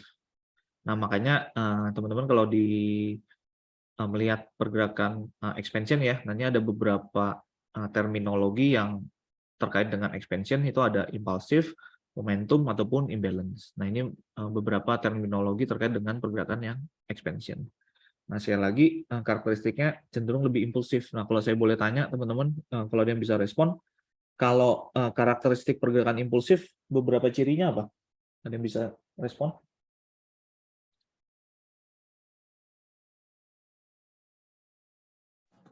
Candle-nya besar-besar kok. Candle-nya besar-besar. Yang lain?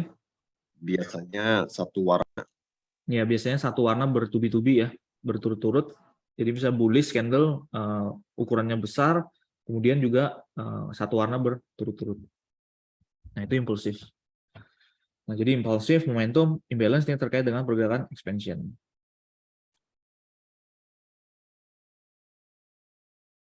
Nah, jadi kalau misalnya kita mulai masuk ke framework atau kerangka di chart ya, nah nanti teman-teman sebenarnya matanya dari waktu ke waktu ini bisa mulai bisa terlatih melihat ini mana area harga cenderung bergerak range atau konsolidasi, kapan harga bergerak dengan momentum atau expansion. Nah, jadi misalnya terlihat ada harga bergerak secara flat, cakupannya nggak jauh atau bergerak dalam konsolidasi yang cukup rapat. Nah, artinya di sana kita ngelihat harga bergerak di dalam fase pergerakan range.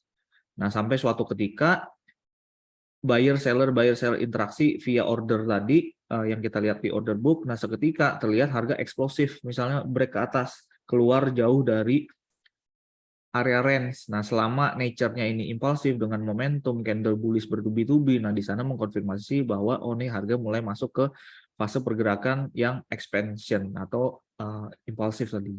Jadi dari range beberapa waktu dia ranging dulu, konsolidasi, keseimbangan, mendadak ketidakseimbangan terjadi, ada imbalance di sana nanti kalau masuk ke imbalance ya. Nah, di sana terjadi expansion. Nah, sampai mana? Sampai nanti harga masuk atau bergerak ke level-level harga atau zona tertentu di mana yang menyebabkan adanya interaksi antara buyer dan seller lagi yang cenderung seimbang. Ada buyer yang sudah buy dari bawah, dia mulai take profit, ada seller mulai masuk. Nah, sampai ketika area ranging mulai terlihat terjadi, kita asumsikan seperti skema yang pergerakan range tadi ya, bakal ada buy yang nopang harga, mereka masuk di di lower half dari area ranging. Sementara ketika harga mencoba bergerak lebih tinggi, ternyata di area premium, di upper half dari area range-nya, ini ada supply baru yang mulai mencoba memberikan tekanan ke bawah. Nah, interaksi itu buy, sell, buy, sell, buy, sell, seimbang sampai suatu ketika harga eksplosif lagi, ke atas atau ke bawah ya, bisa ada dua kemungkinan ya, ke atas atau ke bawah. Nah, intinya dari range, kita pengen lihat kalau dia bergerak keluar dari range dengan impulsif, dengan eksplosif, dengan momentum, ada imbalance, nah artinya harga mulai masuk lagi dari area range, dia transisi lagi ke expansion. Sampai seimbang lagi, balance lagi, ranging lagi. Nah, kita lihat bagaimana harga ketika mencoba bergerak keluar dari area range. Nah, apabila kita mulai melihat atau menyadari dari range, harga mulai coba bergerak keluar dari area range, tapi ternyata tanpa momentum. Nah, artinya kita tahu di sana, di area range tadi, kemudian pergerakan naik ke atas, ini walaupun dia keluar dari area range ya, dan juga mungkin di sana ada area demand, dan ada ketidakseimbangan minor yang terlihat. Nah, kita secara price nature, kita udah ada gambaran, oke ini karena dari range besar, kemudian dia mencoba eksplosif ke atas, ternyata nggak terlalu eksplosif, ada area demand. Nah, kita udah antisipasi, oh kemungkinan demand di sana, ini kemungkinan nggak bertahan nih. Nah, kenapa? Karena kelihatan dia momentum ketika mencoba keluar dari area range tadi tidak begitu impulsif, tidak begitu eksplosif. Nah, makanya nggak heran nanti ketika kondisi tersebut kita lihat di pasar ya, harga mencoba keluar dari area range tapi lack of momentum atau tidak impulsif. Nah, ternyata harga hanya dibawa untuk berbalik arah, U-turn secara tajam, which is ternyata kalau kita perhatikan ternyata persis sebelum harga berbalik tajam, di sana harga sempat mulai masuk ke area ranging atau keseimbangan kecil lagi sebelum harga ternyata eksplosif ke arah yang sebaliknya. Nah, jadi ini akan terjadi di pasar ya, di semua time frame. Range, mencoba expansion, kita konfirmasi dia dengan momentum atau enggak, kemudian ternyata ada range kecil, terus dia expansion lagi ke bawah, terus range lagi, expansion, range, expansion, kemudian ternyata harga dibalik U-turn nih, ingat salah satu karakteristik di price nature ya, secara sequence yang wajar kita kan pengen ngelihat sequence antara impulsif, korektif, impulsif, korektif, impulsif, korektif. Ketika harga impulsif down kemudian dibalik impulsif up, nah kita ini akan cari evidence. Kalau ternyata harga itu bereaksi dari area tertentu, misalnya di sana ada area demand higher time frame yang belum termitigasi. Nah, ketika kita ngelihat ada expansion dibalik dengan expansion, nah itu jadi salah satu indikasi ini ada kemungkinan intensi harga untuk bergerak ke arah yang sebaliknya. Nah, jadi ini nanti berkesinambungan ya. Semua komponen yang kita pelajari, market structure, price nature, supply demand, expansion sama range. Nah, ini akan menjadi semua evidence yang jika disatukan itu bisa bantu kita untuk membuat trade idea yang high probable. Jadi kita kumpulkan evidence-nya sebanyak mungkin. Nah, ini ya, ini kerangkanya. Jadi sekali lagi harga akan secara berkelanjutan bergerak dari range, expansion, dan seterusnya. Dan ini akan terjadi di semua time frame. Oke. Nah, sekarang kalau kita sudah bisa membedakan antara pergerakan range dan juga expansion, nah di sanalah kita bisa mulai identifikasi supply dan demand zone. Nah, jadi dengan memahami kedua fase pergerakan, range dan expansion, SD zone ini dapat diidentifikasi di pasar dengan lebih mudah. Nah, yang pertama supply zone itu apa sih? Jadi supply zone ini sebenarnya area konsolidasi atau range yang terlihat atau terbentuk sebelum pergerakan impulsif atau momentum ke arah bawah atau bearish price action. Nah, jadi secara detailnya akan dimulai dari pergerakan suatu ranging ya. Kemudian harga mendadak keluar dari area range tersebut dengan momentum, dengan pergerakan bearish expansion. Nah, analogi lain dari supply zone ini juga ada yang mengenal dengan istilah bearish consolidation block. Kenapa bearish consolidation block? Karena dia keluar dari area konsolidasi diikuti dengan bearish expansion. Namanya kenapa bearish consolidation block atau juga bearish order block. Nah, kenapa disebut dengan bearish order block? Karena kita tahu tadi mekanisme di belakang supply dan demand ada interaksi di order book tadi, order flow. Nah, jadi bearish order block ini range yang diikuti dengan bearish expansion atau supply zone. Nah, makanya di Trade Wisdom pun memang kita basisnya dari order block ya. Nah, cuma ke depan untuk mempermudah pemahaman price action kita nggak lagi secara dominan kita nggak lagi banyak nyebut bearish order block, tapi kita lebih ke supply sama demand zone. Nah, supply zone ini dapat bertindak sebagai area resisten atau tahanan ya ketika harga bergerak naik dan kembali ke zona ini. Jadi ketika harga kembali ke supply zone harapannya ada kemungkinan tekanan selling pressure di sana. Nah, untuk supply zone ini umumnya dapat kita gunakan sebagai area perhatian atau point of interest kita untuk mencari peluang sell atau short atau area yang kita tuju sebagai target profit untuk menutup posisi buy atau long. Nah, jadi dengan kemampuan identifikasi SD zone ini nanti untuk supply zone sendiri kita manfaatnya ada dua ya. Cari sebagai point of interest untuk cari peluang sell atau short sesuai dengan bearish naratif yang kita susun dari higher time frame misalnya, atau kita bisa pergunakan sebagai area untuk target profit. Oh, ada supply zone dari struktur sebelumnya belum termitigasi. Nah, saat itu kita masih posisi buy. Nah, kita buy sampai mana? Sampai harga masuk ke supply zone yang belum termitigasi misalnya. Nah, jadi ada dua manfaat ya. Nah, untuk skemanya, jadi harga terlihat bergerak dalam struktur range. Setelah beberapa waktu bergerak secara flat, nah mendadak harga bergerak secara drastis ke bawah atau bearish expansion keluar dari area range. Nah, supply zone kita identifikasi dengan marking area range persis yang terbentuk sebelum bearish expansion terjadi. Nah, artinya apa? Dari area ketidakseimbangan mendadak dari area keseimbangan antara buyer sama seller mendadak harga tidak seimbang keluar dari area ranging ke arah bawah secara impulsif atau eksplosif. Nah, di sana jadi footprint atau indikasi buat kita, oh kemungkinan di sana ada aktivitas si institutional trader yang memang dia intensinya untuk membawa harga bergerak lebih rendah. Nah, jadi di sana supply zone. Nah, itu kita bisa jadikan area perhatian untuk mencari peluang sell atau short. Nah, kenapa? Karena kita pengen ngikuti intensi dari institutional trader yang menyebabkan ketidakseimbangan which is di sini ke arah bawah atau bearish. Nah, jadi supply zone kita marking di area range-nya ya. Nah, ini masih pengertian yang paling dasar sekali ya. Jadi keseluruhan area range berarti titik terendah dan juga titik tertinggi dari area range tersebut yang menjadi zona supply kita. Nah, di sana kita antisipasi jika harga kembali bergerak ke area supply zone tersebut, bisa ke permukaannya saja, bisa ke area 50%, bisa juga sampai ke area premium dari range tersebut. Nah, sebelum harga melanjutkan intensi bearish yang terlihat di momentum pertama ketika harga keluar dari range tersebut. Nah, itu supply zone.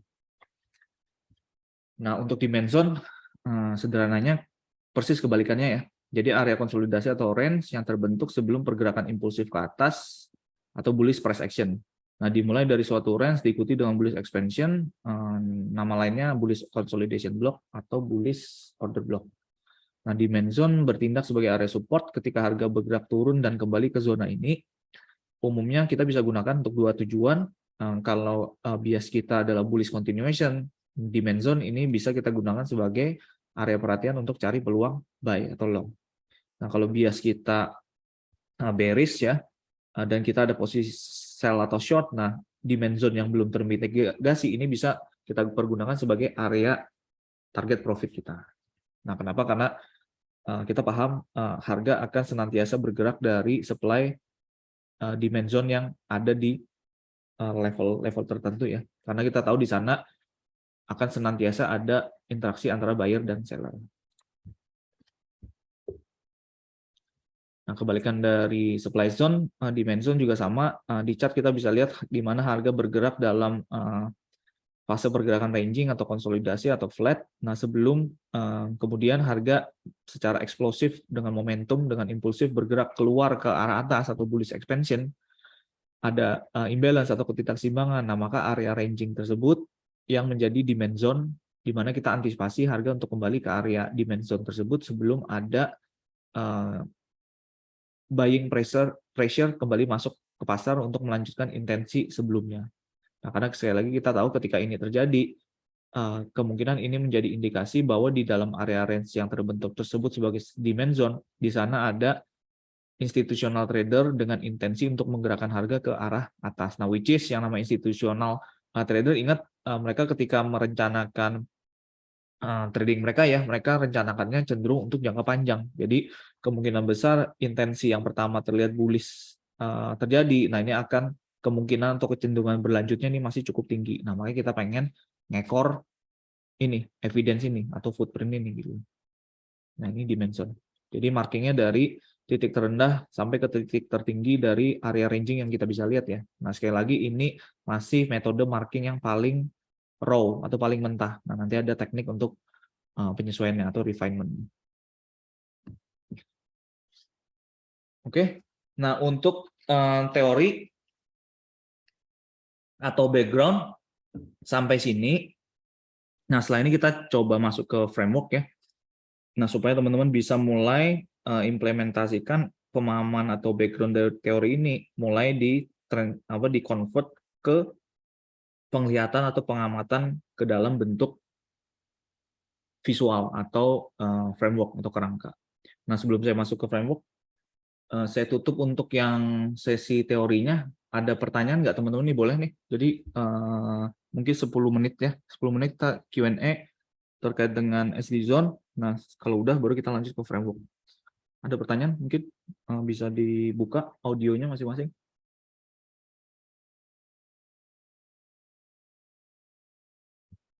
Yang mau toilet break silakan juga ya.